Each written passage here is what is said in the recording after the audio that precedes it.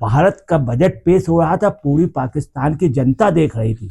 America की आंखों में दो उंगली गड़ा दी। मोदी का सीना 36 का था या 35 का था, वो तो बात की बात है। सबसे बड़ी बात हुई नॉर्थ ईस्ट को 40,000 इलेक्ट्रिक बसें दी जाएंगी, 20 लाख रुपए की और छूट। मंत्री या तमाम मंत्री खुले भ्रष्ट रहे, खुले कमीशन लेते रहे, खुले जेल गए हैं। चिदम्बरम के यहाँ पुलिस फांद करके गई थी, चिदम्बरम छिप गया था। तीसरी, हमारे रुपए को मान्यता मिलेगी। बहुत आवश्यक दवाइयां, कैंसर, इसके अलावा अन्य बीमारियों की दवाइयों को उस पे छूट दे। ईरान अमेरिका का युद्ध कोई नहीं रोक सकता है। पाकिस्तान के पीएम नवाज शरीफ ने कहा है कि मैं कैसे पैसा ला रहा हूं, मुझे भीख मांगनी पड़ रही है, झुकना पड़ रहा। गरीबों पे टैक्स नहीं लगा, अमीरों पे या अमीर इंडस्ट्री पे उस पे टैक्स लगा।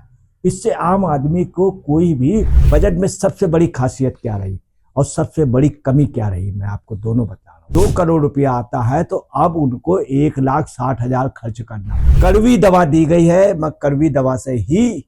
बजट कोई बहुत अच्छा बजट नहीं रहा, आम जनता के लिए अच्छा नहीं, बहुत लोग लुभावन नहीं रहा, चुनावी बजट नहीं था। मगर देश की आर्थिक स्थिति की मजबूती के लिए, देश की रक्षा सुरक्षा और देश के भविष्य के लिए बजट अच्छा रहा। कड़वी दवा दी गई है, मैं कड़वी दवा से ही बीमारी ठीक होती। इसके पहले आम आदमियों के लिए इनकम टैक्स वगैरह की 12 लाख की छूट हुई थी। ये सब प्रावधान नहीं दिए गए हैं, परंतु कई चीजें बहुत सॉलिड हुई, जैसे सेमी कंडक्टर्स।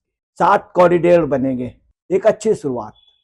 3 आईएमए बनेंगे, और आईएमए कौन होंगे? आयुर्वेदिक। तो कुल मिलाकर के जो बजट है वो देश को काफी मजबूती प्रदान करेगा। पूरे दुनिया में विश्व युद्ध के आसार है। ईरान अमेरिका का युद्ध कोई नहीं रोक सकता है, यूक्रेन और रशिया का कोई नहीं रोक पा रहा।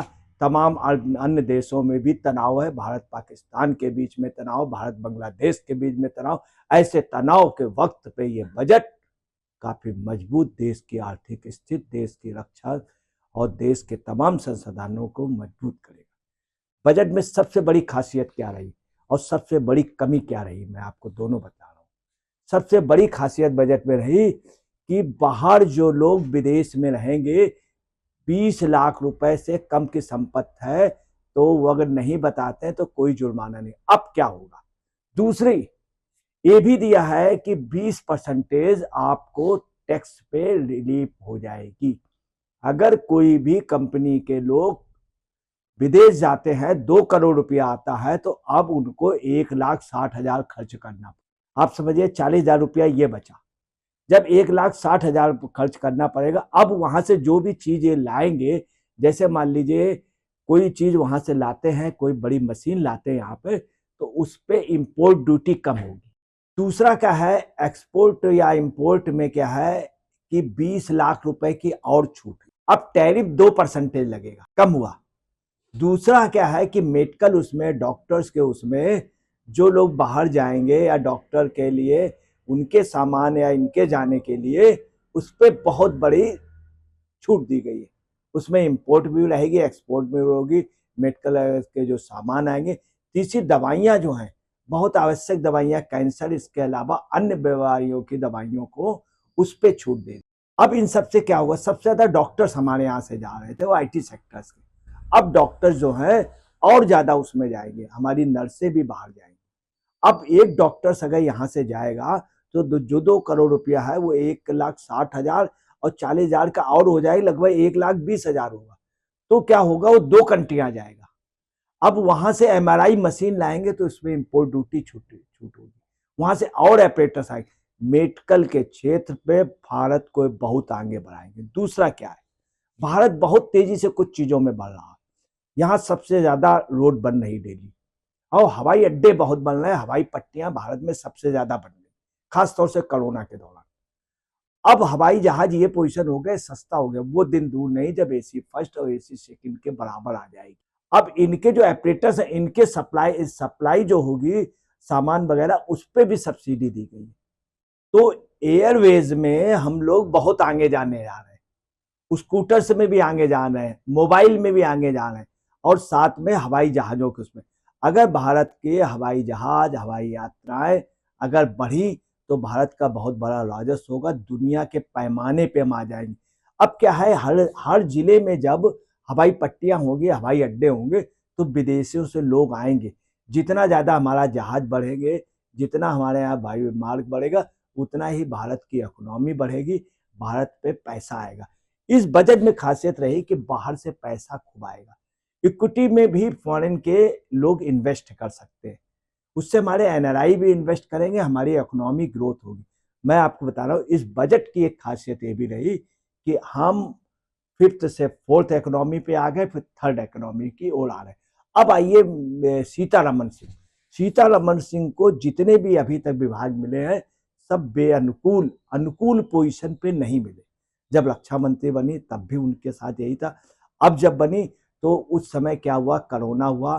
कोरोना के अलावा क्या रहा, कोरोना से भी ज्यादा खतरनाक रहा, सिलिकॉन वैली में डाउन हो गई। जॉर्ज सोरेस वगैरह बड़े बड़े लोग कहने लगे इंडियन इकोनॉमी भी बिल्कुल स्लम्प हो जाएगी, सिलिकॉन वैली डाउन हुई, डैमेज हुई, परंतु भारत पे कुछ नहीं हुआ।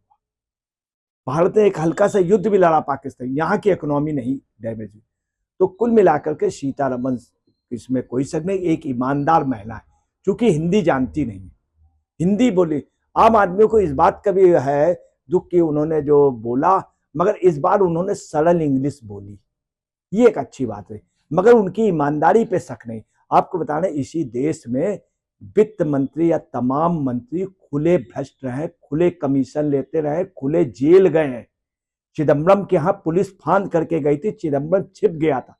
चिदम्बरम के यहाँ करोड़ों रुपए के घोटाले लगे, अपने यहाँ छज्जे में वो गोभी उगाता था। ये चिदम्बरम जो मंत्री था, उसके लिए इस तरह से बोलना पड़ रहा, चूंकि उसके पुलिस फांद करके गई थी, छिपा हुआ था। वही आपको बता रहे, इस देश में बड़े ईमानदार भी वित्त मंत्री हुए, जैसे मनमोहन सिंह बहुत अच्छे, यशवंत सिन्हा भी अच्छे, तमाम मंत्री अच्छे रहे। इसी देश में कांग्रेस का मंत्री था मालवी, जो खुलेआम पैसे खाता हुआ पकड़ा गया था। नेहरू जी शर्मिंदा हुए थे, बहुत जलील हुए थे नेहरू जी।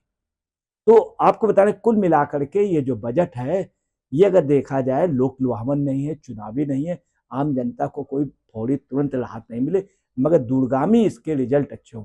इन सबके अलावा और चीजें आपको बता दें, सबसे बड़ी बात क्या हो, इधर बजट पेश हुआ, बजट पेश होने के एक दिन पहले कल रात को अमेरिकन पाकिस्तान के पीएम नवाज शरीफ ने कहा है कि मैं कैसे पैसा ला रहा हूं, मुझे भीख मांगनी पड़ रही है, झुकना पड़ रहा।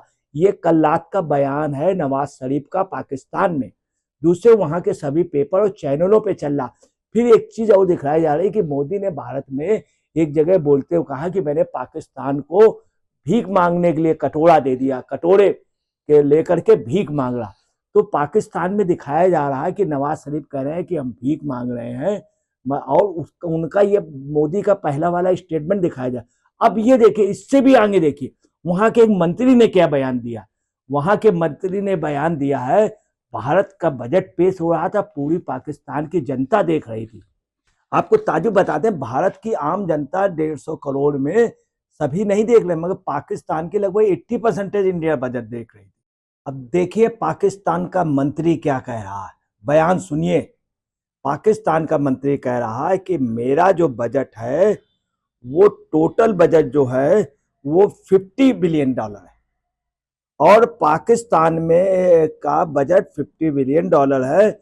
वहीं पे भारत के एक राज्य यूपी का जो बजट है, सालाना बजट, वो $80 बिलियन है, मतलब हमसे $30 बिलियन ज्यादा। ताजुब ये है कि वो कह रहे हैं लगभग 80% हमारे हमसे ज्यादा है। वहीं पाकिस्तान के मंत्री ये भी कह रहे हैं कि बेहद अफसोस की बात है, हमारी जो टोटल रेवेन्यू पाकिस्तान की $62 बिलियन है।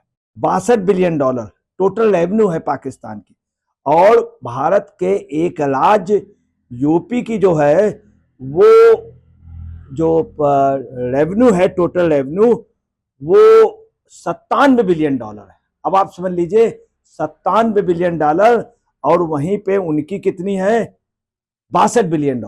तो उनका कहना है कि भारत में कई राज्य है, उसमें एक राज्य की पोजीशन है, और 30 राज्य है भारत में, उसमें एक राज्य से भी पाकिस्तान की इकोनॉमी, ये इकोनॉमी पाकिस्तान की पोजीशन है, ये भारत की है। ये चीज खबर यहाँ नहीं है, पाकिस्तान में चल रही। कल भी नवाज शरीफ ने कहा कि हम कैसे पैसा ला रहे हैं, आम जनता के लिए कहा। अब आप देखिए, दूसरी इन सब के अलावा सेमी कंडक्टर पे एक बहुत बड़ा काम हुआ। इसके अलावा जो सबसे बड़ी बात हुई, नॉर्थ ईस्ट को 40,000 इलेक्ट्रिक बसें दी जाएंगी। 40,000 इलेक्ट्रिक बसें। नॉर्थ ईस्ट में ज्यादा पॉपुलेशन नहीं है, ज्यादा पॉपुलेशन नहीं है। आप चले कुछ राज्यों में 10 लाख 15 लाख पॉपुलेशन है, मतलब ऐसा नहीं कि 1 करोड़ आबादी वाले राज्य हो। वहां पे 40,000 इलेक्ट्रिक बसें, 40,000 इलेक्ट्रिक बसें। अब आप अंदाज लगा सकते हैं क्या पोजीशन है, कितनी वहां पे बसों की ट्रांसपोर्ट सिस्टम कितना अच्छा हो जाए। आपको बता दें वहां पर रेल भी चलने लगी, मेट्रो भी चलने लगी, जहां कुछ राज्यों में नॉर्थ ईस्ट में ट्रेन नहीं थी। वहीं आपको बताना है कुछ ऐसे काम हुए जो अपने आप में बहुत बड़े काम हुए। अब देखिए क्या है, जो सबसे बड़ी बात हुई है कि ट्रंप